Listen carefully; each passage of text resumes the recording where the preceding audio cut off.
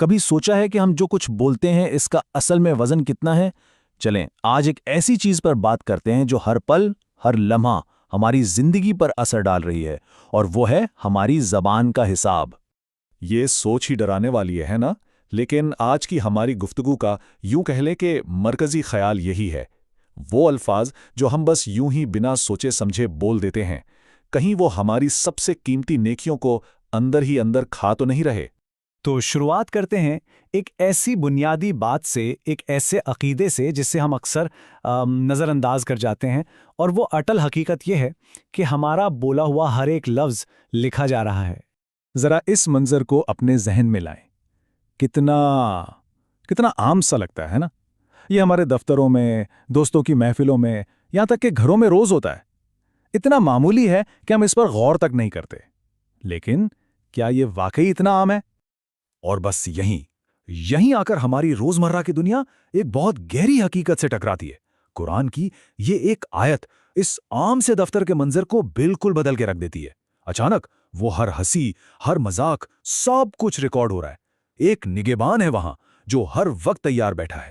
اچھا، تو جب یہ بات تو طے ہو گئی کہ سب کچھ ریکارڈ ہو رہا ہے، تو اگلا سوال یہ بنتا ہے کہ بھئی اس کی سنگینی کتنی ہے؟ مطلب یہ جو ہم بے دھیانی میں باتیں کر جاتے ہیں، یہ آخر کتنی خطرناک ہو سکتی ہیں؟ چلیں ایک لمحے کے لیے سنجیدگی سے سوچتے ہیں اس بارے میں۔ صرف ایک لفظ، ایک ایسا لفظ جو بنا سوچے سمجھے زبان سے نکل گیا ہو، وہ واقعی کتنا سنگین ہو سکتا ہے۔ یہ سن کر تو واقعی رونگٹے کھڑے ہو جاتے ہیں۔ سوچئے، ایک لفظ جسے ہم شاید معمولی سمجھ کر بھول بھی جائیں، اس میں اتنی طاقت ہے کہ وہ انسان کو تباہی کی طرف دھکیل دے۔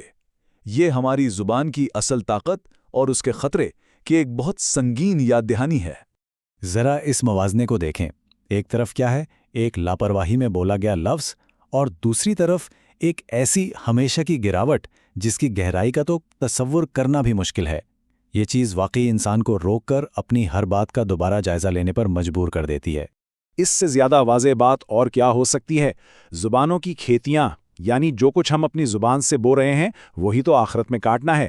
یہ حدیث صاف صاف بتا رہی ہے کہ جہنم میں جانے کی سب سے بڑی وجوہات میں سے ایک یہی زبان ہے۔ تو ٹھیک ہے، اب جب ہم نے خطرے کو تو سمجھ لیا ہے، تو اب ان خاص گناہوں کو دیکھتے ہیں جو ہم روزمرہ زندگی میں اپنی زبان سے کرتے ہیں، اور اکثر تو ہمیں احساس تک نہیں ہوتا۔ یہ ہیں وہ کچھ عام ترین جال۔ ذرا اپنی روزمرہ کی زندگی کے بارے میں سوچئے۔ غیبت، جو گپ شپ کا روپ لے لیتی ہے، چھوٹے چھوٹے جھوٹ جو کسی مشکل سے بچنے کے لیے بول دیے جاتے ہیں، معمولی سی باتوں پر گرما گرم بحثیں، یہ سب وہ روز کے پھندے ہیں جن میں ہماری زبان بہت آسانی سے پھنس جاتی ہے۔ اور ان سب میں سے غیبت یعنی پیٹھ پیچھے برائی کرنا سب سے زیادہ عام ہے۔ یہ اتنا کامن ہو چکا ہے کہ ہمیں اکثر احساس ہی نہیں ہوتا کہ ہم گناہ کر رہے ہیں۔ ہم اسے ڈسکشن، گپ شپ یا تنقید کا نام دے دیتے ہیں، لیکن اللہ کے نزدیک یہ ایک بہت سنگین جرم ہے۔ اور پھر آتا ہے جھوٹ۔ سوچئے ہم کتنی بار ایسا کرتے ہیں، خود کو بچانے کے لیے وائٹ لائز، میں بس راستے میں ہوں، یار ٹریفک بہت تھا۔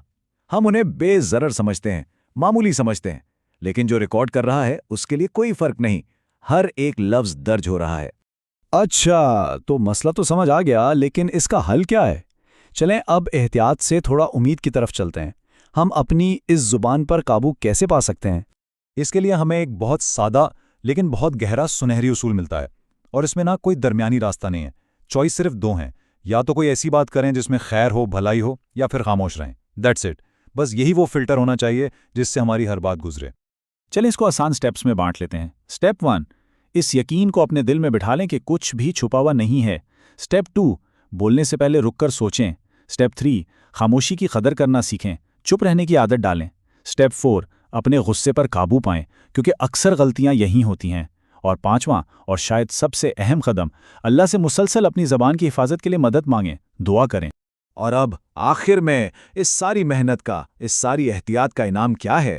چلیں اس عظیم وعدے پر بات کرتے ہیں جو زبان کی حفاظت کرنے والوں کے لیے کیا گیا ہے۔ ذرا اس وعدے کی عظمت پر غور کریں۔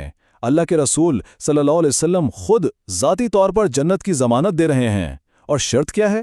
زبان اور اپنی پاک دامنی پر قابو۔ یہ بات کہ زبان کا ذکر پہلے کیا گیا ہے، اس کی بے پناہ اہمیت کو ظاہر کرتی ہے۔ تو آخر میں یہ سوال ہم سب کے سامنے ہے، یہی زبان جنت کے اعلیٰ درجات تک پہنچا سکتی ہے اور یہی زبان جہنم کی گہرائیوں میں بھی گرا سکتی ہے۔ اب انتخاب ہمارا اپنا ہے۔ چلیں اس گفتگو کو اسی دعا پر ختم کرتے ہیں کہ اللہ ہم سب کو اپنی زبان کے شر سے محفوظ رکھے اور اسے صرف اور صرف خیر کے لیے استعمال کرنے کی توفیق عطا فرمائے۔ آمین۔